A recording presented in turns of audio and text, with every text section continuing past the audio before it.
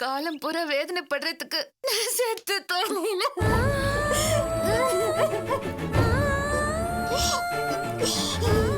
தீபா, என்னால முடியலடி. ஆயுசு முழுக்கப்பட வேண்டிய கஷ்டத்தை இப்பவே அனுபவிச்சுட்டேன். கல்யாணங்கிறது இப்படி நரகமா இருக்கும், என் சந்தோஷம் நிம்மதி எல்லாம் தொலையும்னு நான் நினைச்சு பார்க்கல. என் பொண்ணு தைரியசாலி, எல்லாத்தையும் விளையாட்ட எடுத்துப்பா, குறும்புக்கார பொண்ணுன்னு என் அப்பா சந்தோஷமா சொல்லுவாரு. அந்த தீபா எப்பவும் செத்துட்டா. அந்த நிம்மதியும் சந்தோஷமும் எனக்கு கிடைக்கவே கிடைக்காது.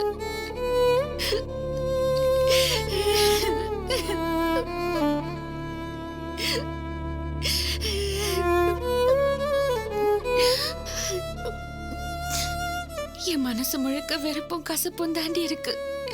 என்னால நிம்மதியா ஒரு நிமிஷம் கூட இருக்க முடியல. அடுத்த நிமிஷம் என்ன நடக்குமோ, என்ன பிரச்சனை வருமோன்னு பயந்து பயந்து செத்துட்டு இருக்கேன்டி. நான் நிம்மதியா தூங்கி எவ்வளவு நாள் ஆச்சு தெரியுமா? ராத்திரி முழுக்க அழுது அழுது அப்படி அழுறது எனக்கு வாழ்க்கையா போச்சுடி. இப்படியே போனா சத்தியமா எனக்கு பைத்தியம் தாண்டி பிடிக்கும். கல்யாணம் பண்ணிக்கிட்டு எல்லாருக்குமா இப்படி நடக்குது, எனக்கு மட்டும் ஏண்டி இப்படி?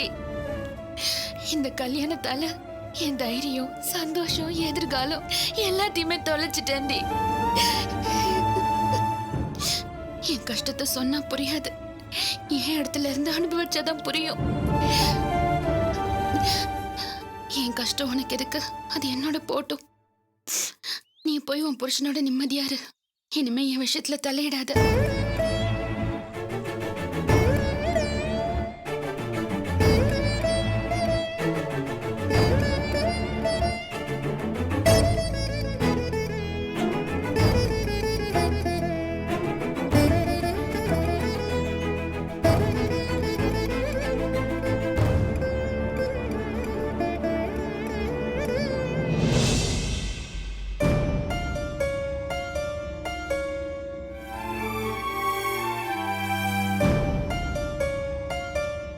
தம்பி, நீங்க சொல்ற எல்லா விஷயத்தையும் நான் ஏத்துக்கிறேன்.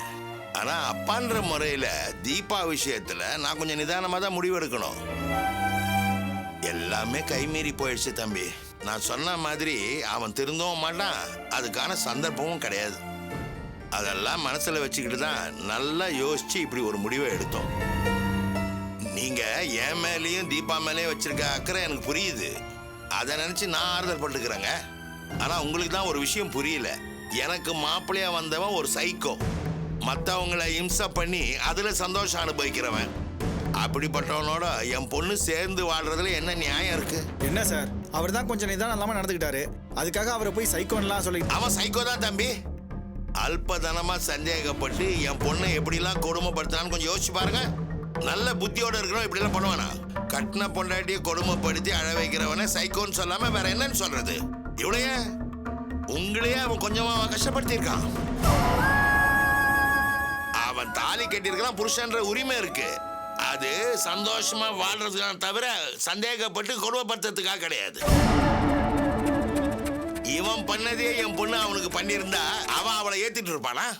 இல்ல ஊர் தான் அதை ஒத்துக்குமா?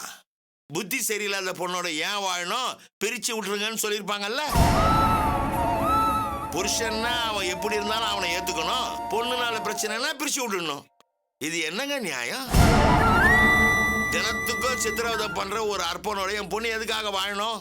நான் என் பொண்ணை கட்டி கொடுத்தது அவன் சந்தோஷமா வாழ்றதுக்கு தான், தினம் தினம் சித்திரவதை அனுபவிக்கிறதுக்காக கிடையாது. அவன் எப்படிப்பட்டவன்னு தெரிஞ்சும் தீபா அவனோட சேர்ந்து வாழணும்னு நினைக்கிறது எந்த வித நியாயம் தம்பி? என் பொண்ணுக்கு அப்படிப்பட்ட தலையெழுத்தே வேண்டாம். சார், இங்கதான் நீங்க அவசரப்படுறீங்களோன்னு தோணுது.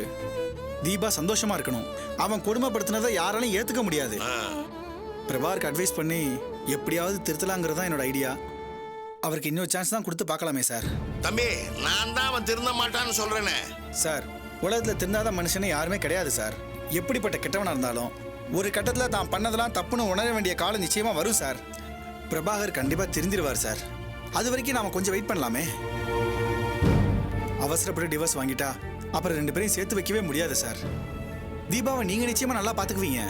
ஆனா புருஷனை பிரிஞ்சிட்டா மத்தவங்க என்ன பேசுவாங்க? எனக்கு அதுவும் தெரியும் தம்பி. என் பொண்ணை வாழ விடுன்னு சொல்லுவாங்க, அவ்வளவுதானே. வாய்க்கு வந்தபடி பேசுறவங்க எல்லாம் என் பொண்ணை வாழ வைக்க மாட்டாங்க. அவ கஷ்டத்திலும் பங்கெடுத்துக்க மாட்டாங்க. ஊர் பேச்சுக்கு பயந்துகிட்டு என் பொண்ணை என்னால நரகத்துல தள்ள முடியாது. மத்த அப்பாக்கள் மாதிரி அவ சந்தோஷமா இருக்கணும் தான் நானும் கல்யாணம் பண்ணி வச்சேன்.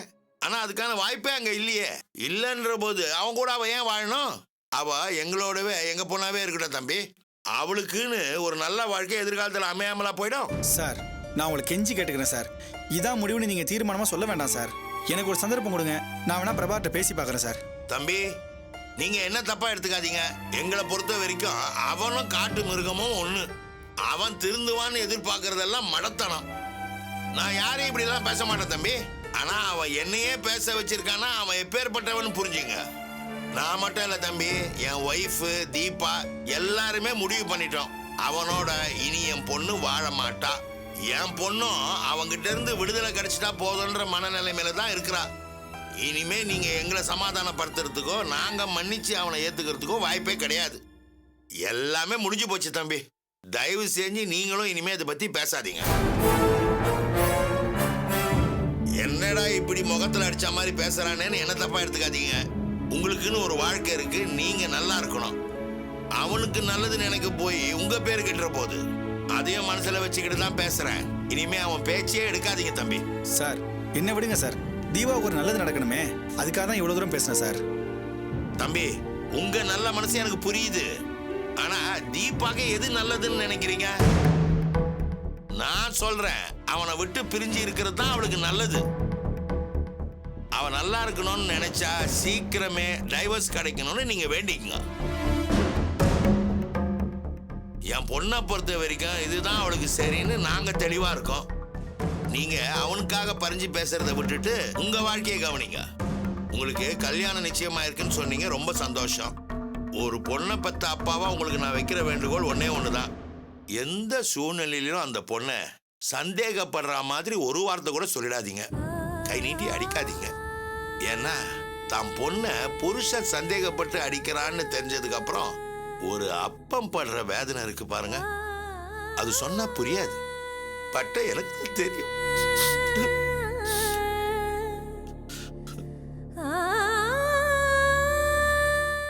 பொண்ணுங்க சந்தோஷமா இருந்தா தானே தம்பி பெத்தவங்களுக்கு நிம்மதி.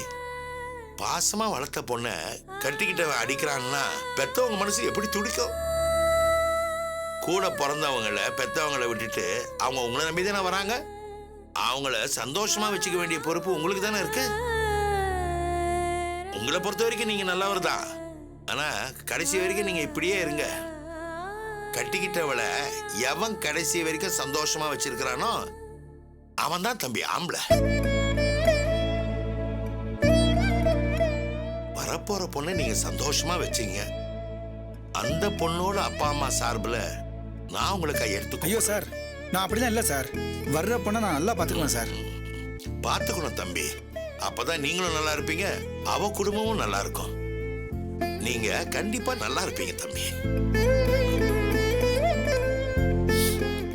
சார், அப்ப நாங்க கிளம்புறோம் சார். வாங்க தம்பி. வரோம் சார். வாங்க.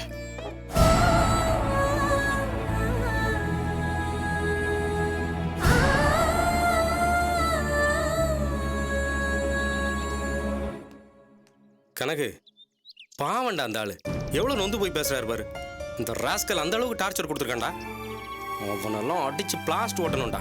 சான்ஸ் கிடைக்கட்டும், அப்புறம் வச்சுக்கிறான் அவனை. டேய், நீ வரியா? கொஞ்சம் வாய மூடிட்டு சும்மா இருக்கியா? டேய், என்னால முடியலடா. அவ்வளவு பெரிய மனுஷன் அடக்க முடியாம கண் கலங்குறாருனா எப்படிடா சும்மா இருக்கிறது? சரி, அதுக்கு இப்ப என்ன பண்ணலான்ற? தெரியலடா. ஆனா ஒன்னே ஒண்ணு மட்டும் கேரண்டி.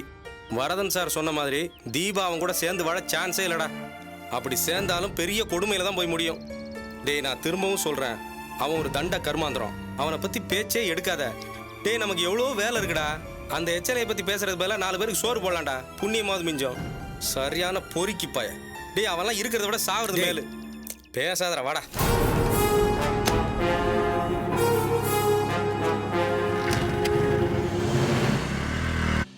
மிஸ்டர் பிரபாகரை கொஞ்சம் உள்ள வர சொல்லுங்க. சார், டாக்டர் உங்களை கூப்பிடுறாரு.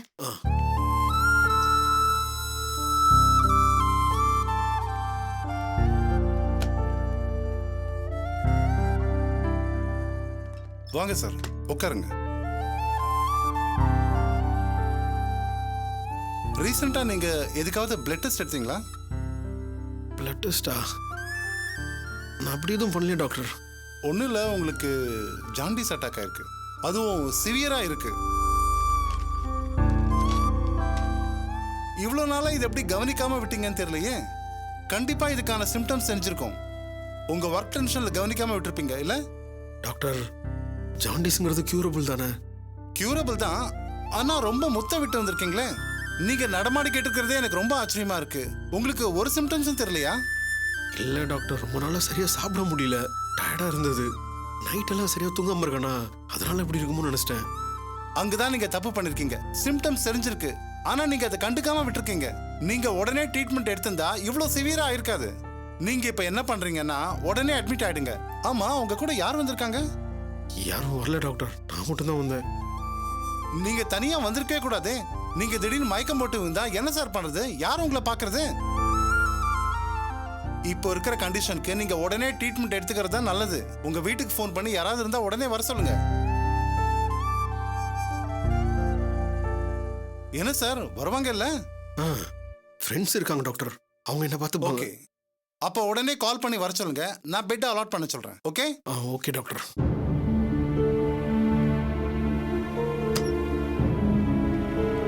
மேடம், மேடம், நீங்க உள்ள போங்க.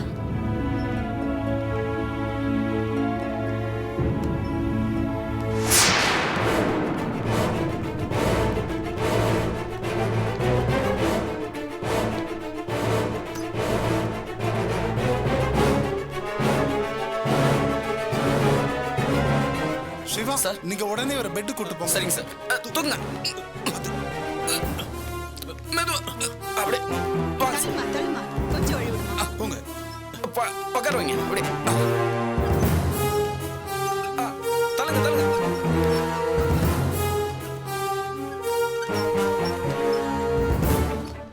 சிஸ்டர், உடனே ட்ரிப்ஸ் ரெடி பண்ணுங்க. அப்படியே கால் பண்ணி. நீங்க பிபி செக் பண்ணுங்க.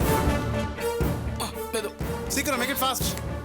சிவா, அவர்கிட்ட ஃபோன் இருக்கான்னு பாருங்க. என்கிட்ட தான் சார். உடனே ஃபோன் பண்ணி அவருக்கு ரிலேட்டிவ்ஸ் யாரா இருக்காங்களான்னு பாருங்க. அவருக்கு ஜாண்டிஸ் சிவியரா அட்டாக் ஆயிருக்கு. இருந்தா ஹாஸ்பிடல் அட்ரஸ் கொடுத்து உடனே வர சொல்லுங்க. சரி, ஓகே? இப்போ பண்றோம் சார். பாருங்க, அப்படியே மானிட்டர் பண்ணுங்க.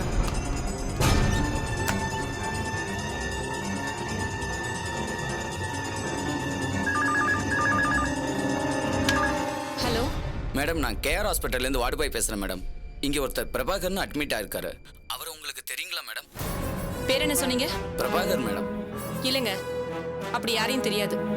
மேடம், அவரோட மொபைல் ஃபோனில் ஹோம்னு போட்டு உங்கள் நம்பர் தான் இருந்துச்சு மேடம். அப்படின்னா உங்களுக்கு தெரிஞ்சவராக தானே இருக்கணும். ஏங்க, நான் தான் சொல்றேன்ல எங்களுக்கு தெரியாதுன்னு. யார் அந்த பிரபாகர்? எங்களுக்கு தெரியும்னு சொல்றதுக்கு அவருக்கு என்ன உரிமை இருக்கு? நீங்கள் கோவப்படாதீங்க மேடம். அவருக்கு மஞ்சக்காமால வந்து சீரியஸ்ன்னு அட்மிட் பண்ணியிருக்கோம். அவர் தனியாக தான் வந்திருக்காரு. கூட இருந்து பார்த்துக்க ஆள் வேணும் இல்லை? இப்போ அவரோட கண்டிஷன் மோசமாக இருக்கு மேடம். சப்போஸ் அவர் உங்களுக்கு தெரிஞ்சவராக இருந்தா? தெரிஞ்சவன் தாங்க, எங்க மாப்பிள்ள தான். ஆனா அவனுக்கும் எங்களுக்கும் எந்த சம்பந்தமும் இல்லை. நாங்க அவனை தலைமுழுகிட்டோங்க. அவனுக்கு மஞ்சக்காமல வந்தாலும் சரி, எக்கடு கிட்ட ஒழிஞ்சாலும் சரி, அதை பத்தி எங்களுக்கு கவலை இல்லை. இனிமே இந்த மாதிரி ஃபோன் பண்ணி எங்களை தொந்தரவு பண்ணாதீங்க, புரியுதா? போனை வைங்க.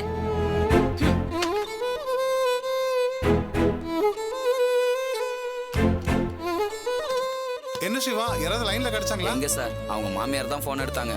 ஏதோ ஃபேமிலி ப்ராப்ளம் போல இருக்கு. இவர் யாருன்னே தெரியாதுன்னு ஃபோனை கட் பண்ணிட்டாங்க. ஓ, ஹெல்த் ப்ராப்ளம் போறாதுன்னு இது வேறயா? சரி, அவர் கடைசியா இருக்காது ஃபோன் பண்ணிருப்பாரு. அதை உடனே ட்ரேஸ் பண்ணி கால் பண்ணுங்க. போங்க. சரிங்க சார்.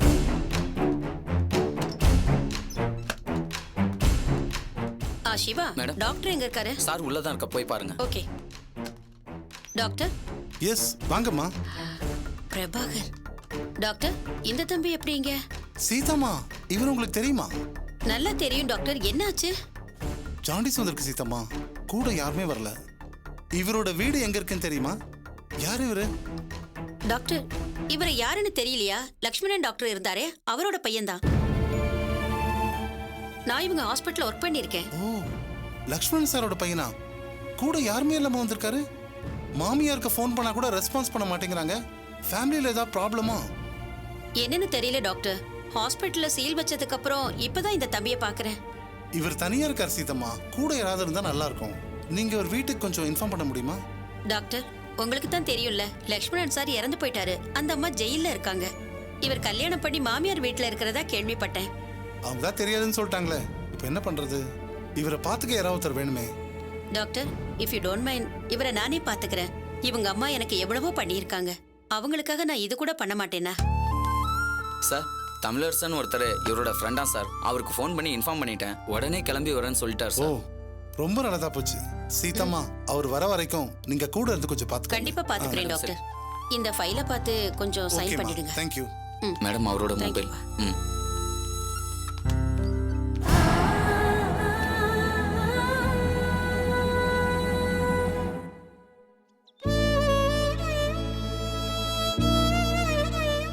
தீபா, தீபா, தீபா நில்லு. துளசி, துளசி, என்ன? உன்னை மேடம் கூப்பிட்டாங்கடி. எதுக்கு தெரியல, உடனே உன்னை வந்து பார்க்க சொன்னாங்க. சரி. தீபாக்கா, ஸ்வீட் எடுத்துக்கோங்க. என்ன பர்த்டேவா? இல்ல, இந்த செமஸ்டர் எக்ஸாம்ல நான் தான் ஃபர்ஸ்ட் வந்திருக்கேன். அதுக்காக தான் ஸ்வீட். Thank you. ஸ்வீட் எடுத்துக்கோங்க ப்ளீஸ். இல்ல பரவாயில்ல, வேற ப்ளீஸ்க்கா எடுத்துக்கோங்கக்கா. இந்த சந்தோஷத்தை செலிப்ரேட் பண்றதுக்காக தானே ஸ்வீட் தரேன். ப்ளீஸ் எடுத்துக்கோங்க. நான் இந்த அளவுக்கு அச்சீவ் பண்ணியிருக்கேன்னா அதுக்கு உங்க ஹஸ்பண்ட் பிரபாகர் சார் தான்க்கா காரணம். அவர் மட்டும் எனக்கு ஸ்பான்சர் பண்ணலன்னா என்னால படிச்சிருக்கவே முடியாதுக்கா. ஆமாக்கா, எங்க 3 பேருக்குமே அவர் தான்க்கா ஸ்பான்சர் பண்றாரு. உங்க ட்ரஸ்ட் மூலமா தான்க்கா நாங்க படிக்கிறோம். சார் மட்டும் இல்லைன்னா எங்க வீட்ல எங்களை படிக்க வச்சிருக்கவே மாட்டாங்கக்கா. ஆமாக்கா, சாருக்கு எப்படி நன்றி சொல்றதுன்னு எனக்கு தெரியலக்கா. எங்களுக்கு ஒரு கடவுள் மாதிரி. உயிர் இருக்கிற வரைக்கும் நாங்க அவரை மறக்கவே மாட்டோம்க்கா. ஆமாக்கா. ஏன்க்கா ஸ்வீட் வச்சிட்டீங்க? நீ கடவுள் மாதிரின்னு சொன்னியே, அவர் நிஜமாவே கடவுள் தான். இந்த ஸ்வீட் அவருக்கே கொண்டு போய் கொடு. அக்கா ஒரு நிமிஷம்க்கா. சார் எப்பக்கா வீட்ல இருப்பாரு? ஏய், அவர் எப்போ வீட்ல இருப்பாரு, எப்போ ஆபீஸ் போறாருன்னு பாக்குறதே என் வேலையா? எங்க இருப்பாருன்னு எனக்கு தெரியாது, போய் விசாரிச்சுக்கோ. யாருக்கா விசாரிக்கிறது? டென்ஷன் பண்ணாத. உனக்கு பார்க்கணும்னா எங்கேயாவது போய் விசாரி. என்ன கடுப்பேத்தாத, போடி. இல்லைங்க, தீபா கிட்ட நான் சொல்லிக்கிறேன். சரிங்க, அவளை கூட்டிட்டே வந்துடுறேன். எந்த ஹாஸ்பிட்டல் சொன்னீங்க? கேஆர் ஹாஸ்பிட்டலா? சரி, நாங்க வந்துடுறேன். தீபா, ஏ தீபா, தீபா, பிரபாவுக்கு உடம்பு சரியில்லையாண்டி. ஹாஸ்பிட்டல் அட்மிட் பண்ணிருக்காங்களாம். டாக்டர் செக் பண்ணிட்டு ஜாண்டிஸ்னு சொல்லிருக்காங்க. ரொம்ப சிவியரா இருக்காண்டி. என்னடி பேசாம இருக்க? நான் சொல்றது புரியுதா? எல்லாம் புரிஞ்சுது. ஊர்ல யாராருக்கோ என்னென்னமோ வரும், அதெல்லாம் கேட்டுட்டு இருக்கிறதா என் வேலையா? இது ஏன் என்கிட்ட வந்து சொல்ற? இது வரைக்கும் நீ கேட்டனே, இதுவே அந்த மனுஷனுக்கு பெரிய விஷயம். ஏய் நில்லடி, அவனை ஹாஸ்பிட்டல் அட்மிட் பண்ணிருக்காங்க. நீ தானே வந்து பார்க்கணும். நீ வரலையா? எதுக்கு? யாருக்கு என்ன வந்திருக்குன்னு பாக்குறதுக்கு நான் என்ன டாக்டரா? ஏய், கோவத்தை காட்ட இதுவா நேரம்? என்னதான் மனஸ்தாபம் இருந்தாலும் உடம்புக்கு முடியலன்னா போய் பார்க்கணும்டி. நானும் தான் முடியாம படுத்திருந்தேன். நான் அப்பெண்டிக்ஸ் ஆபரேஷன் பண்ணி முடியாம துடிச்சிட்டு இருந்தேன். என்ன பார்த்து அபார்ஷன் பண்ண வந்திருக்காளான்னு சந்தேகப்பட்ட மனுஷன் தானே அவரு. அந்த ஆளை நான் எதுக்கு பார்க்கணும்?